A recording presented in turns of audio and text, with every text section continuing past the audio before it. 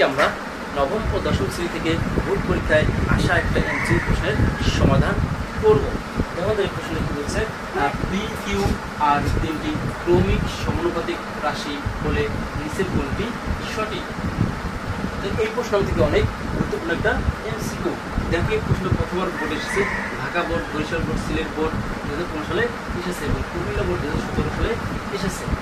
এই এমসিকিউটা আমরা কীভাবে সহজে নির্ণয় করতে পারি, বলছে এই তিনটা রাশি কি হবে, ক্রমিক সমানুপাত হবে। তিনটা রাশি কখন ক্রমিক সমানুপাত হয় দেখো আমরা দেখি। ঠিক আছে, P divided Q equal Q divided আর।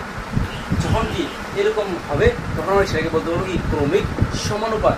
দেখো আমরা কি আর আরে গুণ করি, কি করবো আমরা আর আরে গুণ করবো, কিউ আর কিউ গুণ হবে, পি আর আর গুণ হবে, কিউ আর কি কিউ গুণ হবে। তো কিউ আর কিউ আমরা এসে গুণ করি, কিউ গুণন কিউ ইকুয়াল পি গুণ কি আছে আর, বা পি গুণ করলে কি পি, বা তো কিউ আর কিউ গুণ করলে কি Q square equal P R.